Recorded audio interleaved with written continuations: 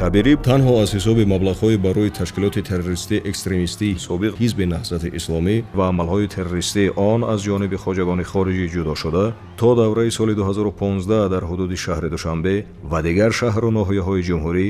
соҳиби дороиҳои зерин шуд: 5 ширкати сохтмонӣ,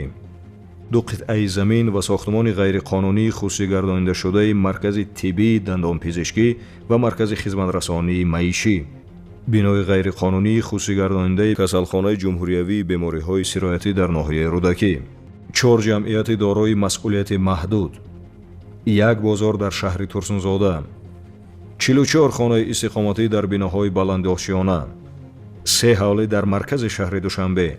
12 адад автомошинаҳои гаронарзиши сабукрав ва боркаши гуногун тамға, 48 сар чорвои шохдори калон, 12 сар асп, ҷамъияти саҳомии пӯшидаи бинокор сервис,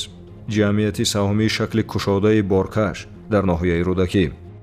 бинои маркази савдо ва хизматрасонии маишӣ дар ноҳияи Шоҳмансури шаҳри Душанбе,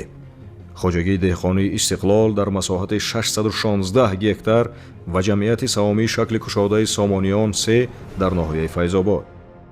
танҳо аз ҳисоби бозори саховати шаҳри Турсунзода кабирӣ дар 5 сол $1 млн 500 000 доллари амрикоиро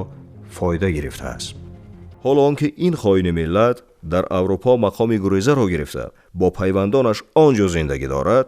суоле ба миён меояд ки манбаи даромаду бизнесу амволаш аз кадом ҳисоб бошад? посухи суол аён аст. бештари даромадаш аз ҳисоби ҳамон хоҷагонест ки ӯро тавлид карда ба воя расонидаанд.